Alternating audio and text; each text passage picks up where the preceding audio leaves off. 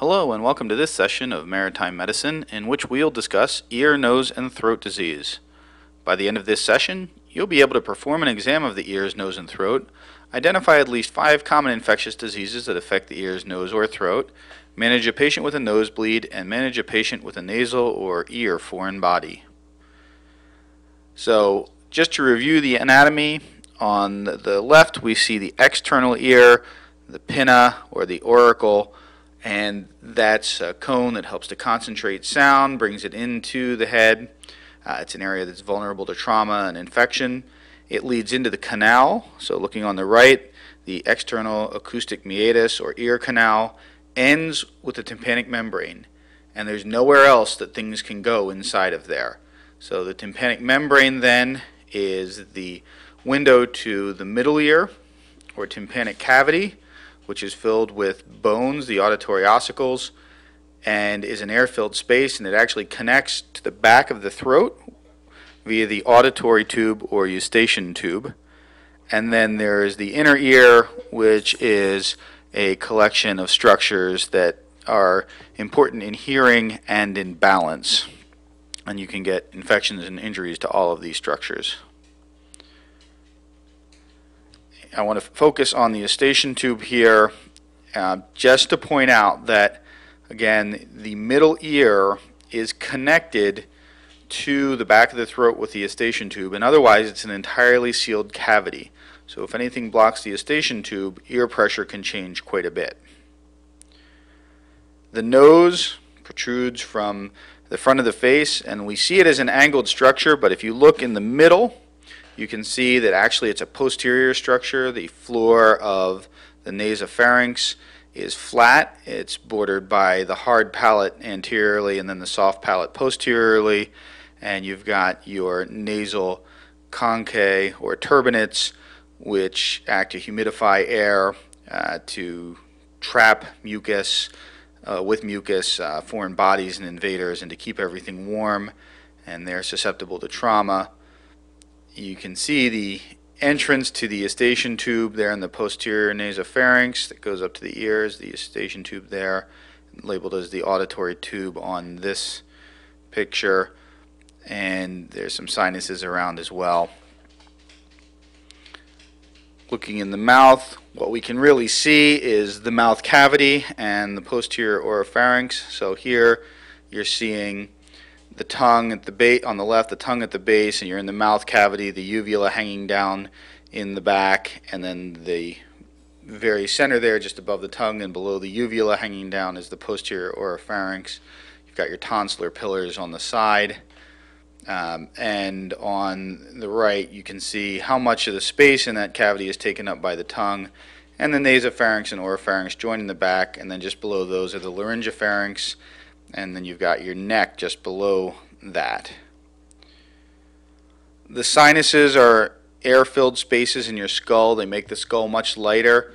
You've got the sinuses as labeled on here, and they are, just like the middle ear, susceptible to pressure changes, and if their connections to the nasopharynx get blocked, just like the ear, they're susceptible to discomfort and other symptoms from the pressure in them.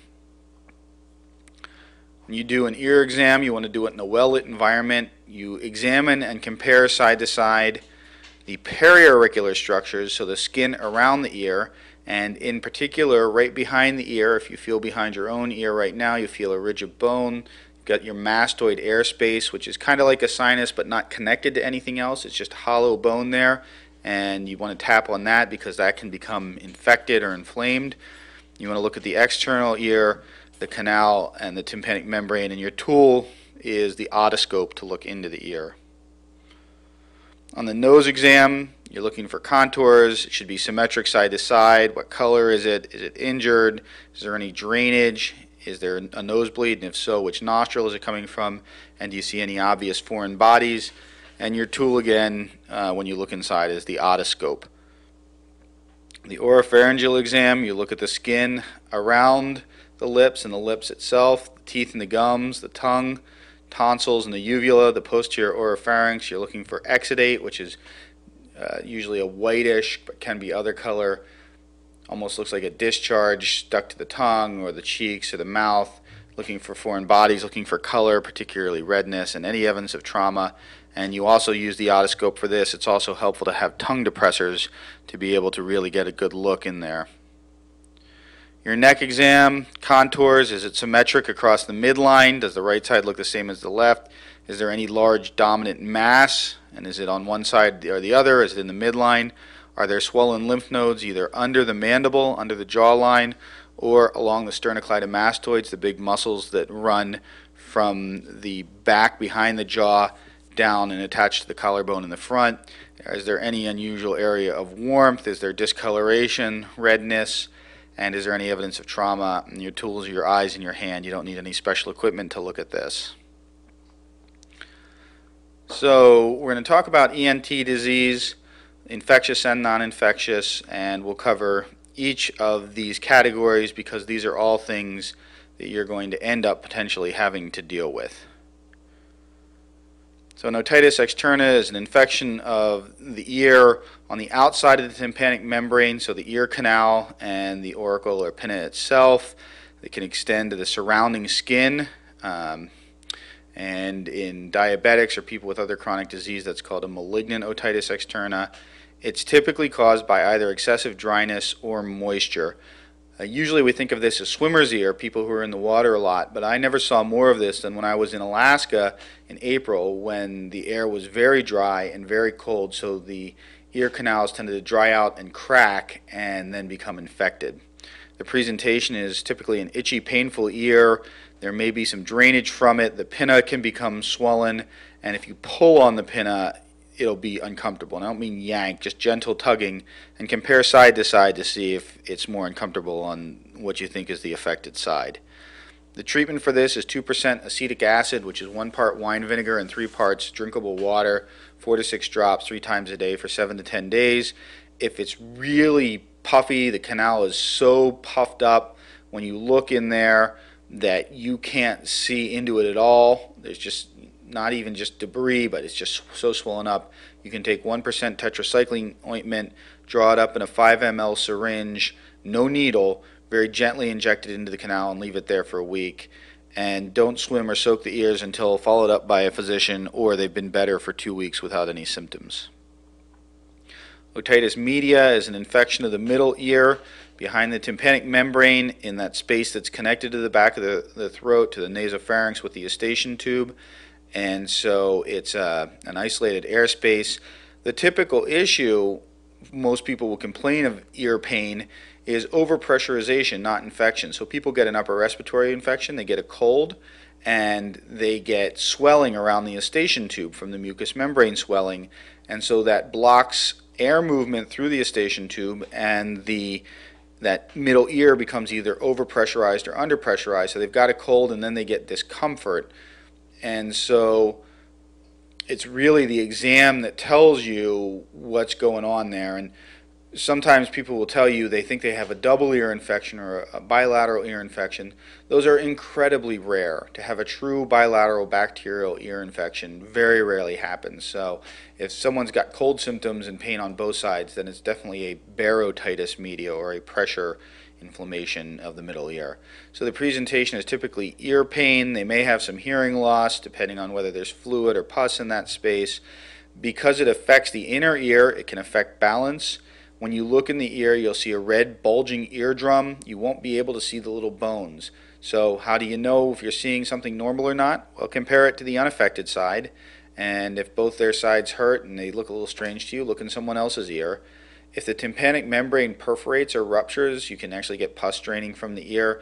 And sometimes it's a little confusing whether or not that's an otitis media or an otitis externa, but typically the symptoms of otitis externa are much more the itchy, uncomfortable canal, and you can look and see debris, not just pus and swelling of the canal wall, which you wouldn't see in a perforated eardrum. The treatment, use an ophthalmic anesthetic. That's what you're going to have available to you. So the same stuff you would use to numb the eyes to examine them. Put a couple of drops in the ear 3 to 4 times a day. It numbs it up, makes it feel much better. And then talk to medical control, and you'll make a decision based on your findings about whether or not they need to start oral antibiotics. They'll need them if it's a true bacterial middle ear infection, and even then there's not great convincing evidence that these things don't take care of themselves, but we typically treat them if they have just the ear symptoms and on exam a red bulging eardrum. So just discuss that with medical control.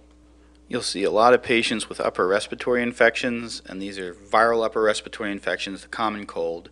The symptoms that people get are mostly from their mucous membrane inflammation, so they get nasal congestion, the nose is full, it may be very runny, they get pain from the swelling, and they may actually see the swelling. They get blockage of various sites, so the sinuses where they open up into the nasal cavity, they get blocked, so there's pressure in the sinuses, particularly in the frontal sinuses up in the forehead and the maxillary sinuses in the cheek, and the eustachian tubes get blocked, so people get discomfort in their ears. The typical presentation is runny nose, a cough, and a sore throat. They may or may not have a low-grade fever under 101, and they'll often have ear and sinus pressure or hearing changes. When you look in the nose, you'll see the runny nose. The nasal mucosa will look inflamed. How do you know what inflamed nasal mucosa looks like? Look in normal people's noses for comparison. When you look in the back of the throat, you may see snot running right down the back and postnasal drip. There may be some redness in the mouth, and when you feel right underneath the jaw, you may feel some swollen lymph nodes. So when we're treating viral upper respiratory infections, we're treating the symptoms. We use nasal decongestants if the stuffed nose is what's really bothering them. If they have a sore throat, you can mix 60 mLs of 2% lidocaine into salt water, normal saline, 1 liter of it, and they can gargle and spit that out every 4 to 6 hours for the sore throat. Antipyretics or anti-fever medications, and no antibiotics. These are viral. Antibiotics treat bacterial infections, so they do not need antibiotics with a cold. Sinusitis is inflammation or infection of the sinuses, much more often inflammation than infection. So you've got those mucous membrane lined structures. They're connected into the nasopharynx by the turbinates via the os and right in the nasal cavity itself. When you get inflammation, those osses or little holes get plugged, and so you get pressure in the face and the sinuses called barosinusitis, and that causes pain. It creates a potential abscess because now you've got a closed area, so eventually there'll be a bacterial infection, but that takes a long time. So the presentation is pain with tenderness over the sinuses. Typically they'll have upper respiratory tract infection symptoms, cold symptoms with an acute sinusitis. They may also have pus coming out of typically one nostril, so not just snot, but true frank pus, and they may have a fever. So the treatment, if it's been less than 3 weeks, they don't have a fever, and they don't have pus coming out of a nostril, they don't need antibiotics. What they need is decongestants, some pain medications, and saline nasal spray to try to open up the os, decrease the pressure in the sinuses.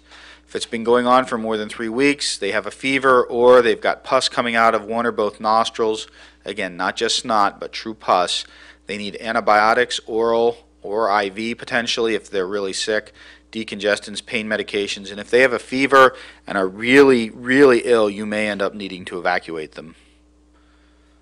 Pharyngitis is inflammation or infection of the throat. Lots and lots of things can cause this. It's most often viral, but about 10 to 15% of the time it's group A strep. And even though these are usually superficial infections of just the mucous membranes, the overlying superficial tissues, sometimes they can form abscesses, and it can be very tricky to sort out what's going on. Your typical presentation will be a sore throat. They may have some difficulty swallowing. It can either be painful to swallow, or they may not be able to even swallow their own secretions. They may have trouble breathing, fever, swollen lymph nodes underneath the jaw, feel generally run down, a rash, cold symptoms. It can present with a lot of things. One of the things you have to figure out is it strep throat? If there's 3 or more of the following criteria, there's a greater than 1 in 3 chance it is strep throat. And so in your environment where you can't do strep testing, you would treat these people with antibiotics. If they have 0, 1, or 2 of these criteria, it's a less than 1 in 3 chance. You can talk to medical control, but typically you would not treat with antibiotics. You would just treat the symptoms. So any exudate, like what you see in that picture on the tonsils or the back of the throat with redness, a fever, and it has to be measured. They can measure it themselves. You can measure it and see the fever, but it has to be measured. It can't just be the person saying, well, I had a fever. How do you know? Well, I felt hot. That's called a subjective fever. That doesn't count. Tender lymph nodes below the jaw, and no cough or cold symptoms. So 3 out of 4 of those, or 4 out of 4, they get antibiotics. Less than 3, talk to medical control. But typically we wouldn't give them antibiotics. Danger signs in pharyngitis would include difficulty swallowing their own saliva, drooling, difficulty speaking or breathing, swelling more on one side of the neck than the other, like you see in that lower picture, non-lymph node swelling in the neck, which you also see there, or the uvula pushed from the midline, like you see in that upper picture, where there's a big swollen tonsil because there's pus behind it and it's pushing the uvula sideways.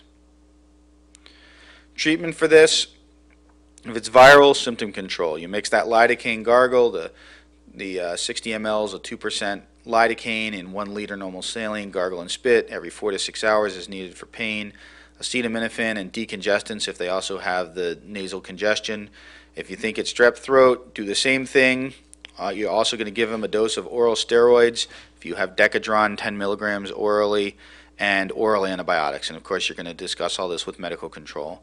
Both of them are contagious, so if people are in contact with them and have symptoms, you're going to need to treat them. If you thought it was viral, treat their contact as viral. If you thought that one person had strep throat, even if their contact doesn't have 3 or more of those criteria, just treat them as strep throat. And if there's any of those red flags we discussed, talk to medical control about IV or IM antibiotics and evacuation, because you really worry about the airway getting closed down.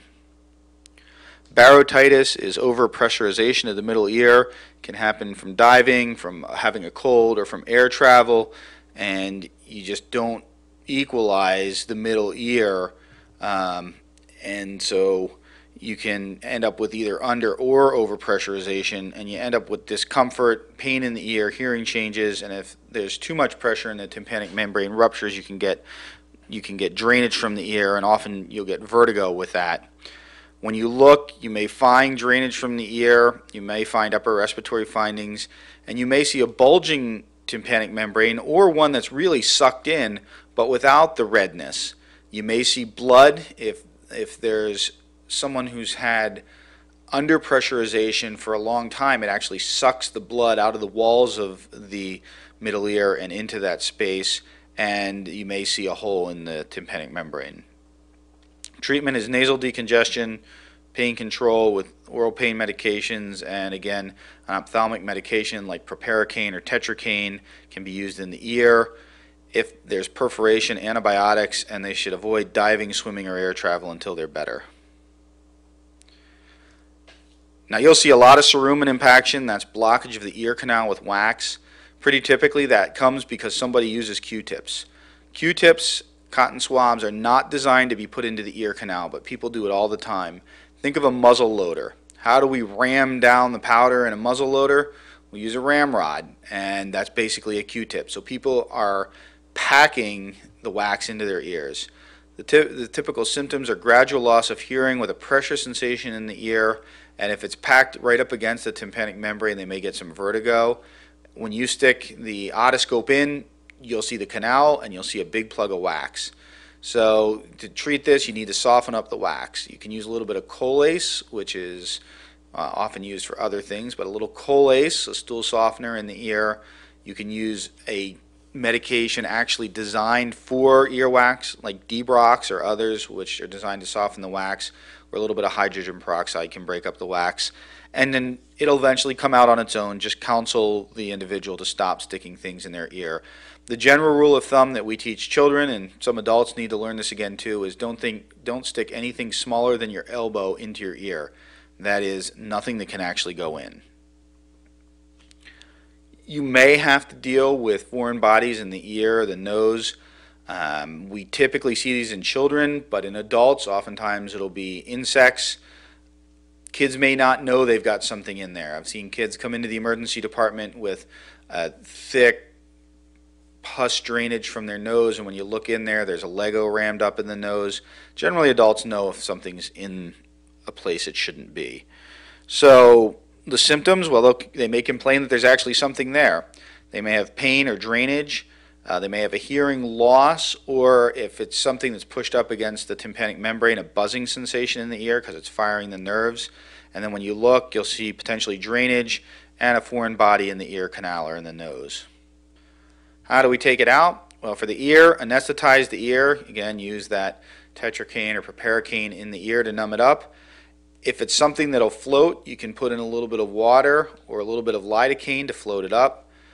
Grasp under direct visualization. If you can see it, you can reach in and grab it with a pair of forceps or pickups, basically tweezers. If you can't see it, don't go fishing for it, and if you don't get it the first time, don't keep fishing for it. If it's a la cucaracha or other insect in the ear, drown it in lidocaine, and then it'll float its way back out. In the nose, the first thing to do is to have them block the unaffected nostril and just blow their nose. And if it happens to be a kid, a small kid who can't follow directions that way, have a parent block the unaffected nostril and then blow into their child's mouth, and that often blows it right out. If that doesn't work, anesthetize the nose. Typically I'll take 5 mLs of 1 or 2% lidocaine, and I'll mix it into the Afrin spray, the oxymetazoline spray, and put 2 sprays in the affected nostril. And then if I can see the foreign body, go in with a pair of forceps to get it out. If I can't see it, I'm not going fishing. ENT trauma can be very, very difficult to deal with. So ears are incredibly challenging repairs. They need really good alignment. The cartilage can die, end up with notched ears or cauliflower ears. It's generally not good. So clean it up really well. Try to align all the tissue you can, cover it up, and defer it to someone much more experienced to do that closure. On a nose, those lacerations are often repairable, but you need to be really, really fastidious right on the edges of the nostrils to make sure you line up those edges perfectly, or there will be a visible scar. And if someone gets their nose squished, we don't really care if it's broken or not. We rarely x-ray noses anymore. What we say is, do you like how it looks when the swelling goes down in 3 to 4 days? And if you don't, you need to see an ear, nose, and throat surgeon within a week, and they can get it realigned. The mouth, any trauma is an airway threat. So you need to consider that as your first priority. Then you need to decide, is it worthy of repair? And typically that's mostly external lacerations. Internal lacerations in the mouth heal amazingly well. The blood supply is just incredible. If it's external on the lip, and particularly if it crosses from the lip onto the face, what's called the vermilion border, you need to be very, very precise. Even a millimeter or two of misalignment between those areas leaves a visible scar. So if you're going to do that repair, you need to commit to doing a really good job in lining the parts up. If it's the tongue, we typically don't do anything with it unless it's a large and bleeding laceration, and then you'd put an absorbable suture into it. You also have to ask when you're looking at the mouth, is it something that can be repaired by the med pick? So extensive injuries, a partially bitten off lip, for example, you're going to probably want to leave that to someone else.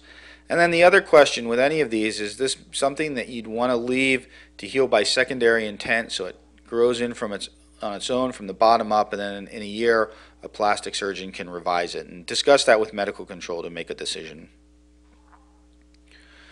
You can get oropharyngeal trauma, so foreign bodies in the mouth that injure the mouth. That again is a significant airway threat. So mostly you're going to need to think about evacuating these people.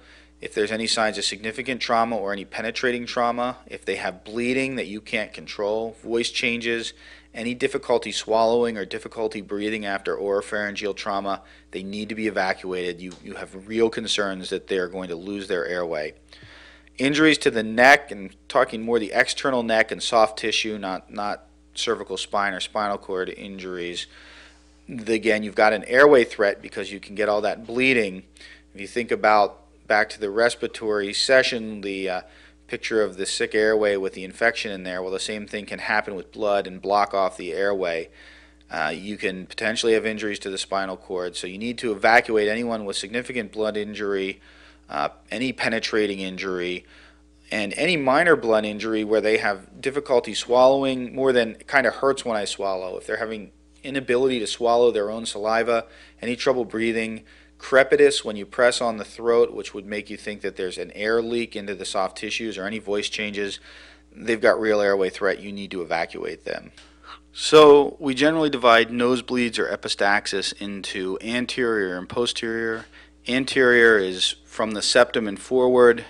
It's typically bleeding from one nostril because it's only one side, and it's almost always from Kesselbach's plexus, which is a venous plexus on the septum. It's known affectionately as the picking zone, so you can probably figure out what most nosebleeds are caused by, and anterior nosebleeds are much more common. It's usually from either trauma or it dries out. So in the fall, we see an awful lot of these when people first turn on their forced hot air again and their house dries right out, as does their nose, and it starts bleeding. Posterior nosebleeds are much more significant. They're from larger vessels, typically they're from both nostrils and out of the mouth. You're seeing this blood, and it's typically due to concomitant medical disease like bleeding disorders or uncontrolled high blood pressure. So the presentation, the patient's going to complain that they've got a nosebleed, and you'll find a nosebleed. It may be active or it may have stopped. It may be on one side or both. When you look in the mouth, there may be blood there. They may have a high blood pressure. If they've been bleeding a long time, they may actually have a low blood pressure. And if you look at the skin, you're looking for abnormal bruising or petechiae or purpura, those little signs of bleeding disorder. Treatment for it is nasal compression. That's 15 minutes by the clock. People will put their fingers on, hold it for 2 or 3 minutes, let go to see if it stopped bleeding. That's not how it works. I have people compress their nose for 15 minutes looking at a clock, either with their own fingers or with a nose clamp, and ice on the bridge of the nose. If that doesn't work, oxymetazoline or Afrin nasal spray, then a nasal tampon. If that doesn't work, an inflatable device like a Rhino rocket or similar. If that doesn't work, they need evacuation. And if they're bleeding that much and they start to develop shock, you need to treat their shock as well. Again, with permissive hypotension so as to not blow out all the clots in their nose. If you have any questions, please contact your instructor or professor, and please complete any knowledge review associated with this presentation. Thank you very much.